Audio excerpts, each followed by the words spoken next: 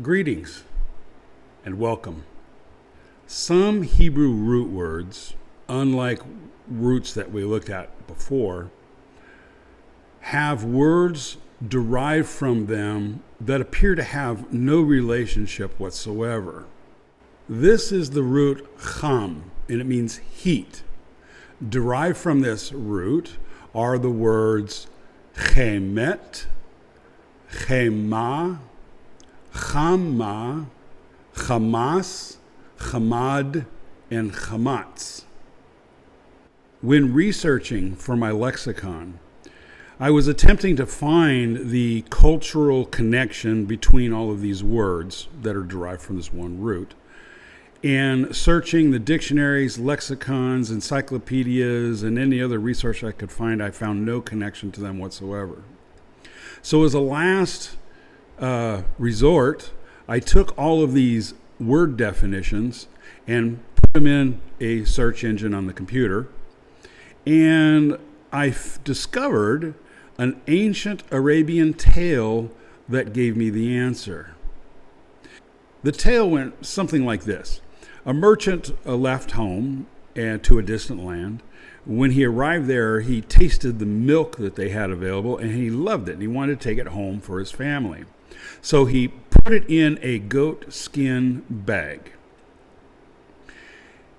and he strapped it to his camel, and he headed home.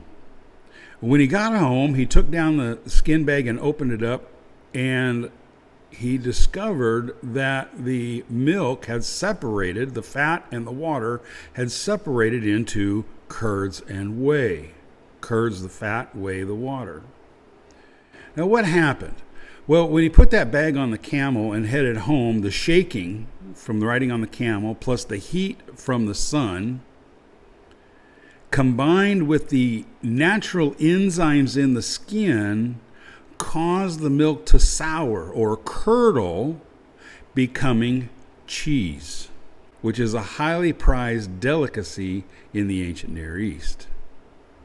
Now, back to the root word cham. This word was originally written with pictographs. The letter chet was a picture of a wall, which means to separate, and the mem is a picture of water. In Hebrew, the word for water is mayim, and the word for a wall is chet. Cham, meaning heat, based on the pictographs, means to separate water. Now let's take a look at Isaiah 7, verse 15. Note that these two translations say the opposite. In the ESV, he will eat curds and honey when he knows evil and good. But in the King James Version, it says that he will learn evil and good from eating cheese and honey. Now, the KJV is closer to the actual Hebrew than the ESV. But let's take a look at these abstract words, good and evil.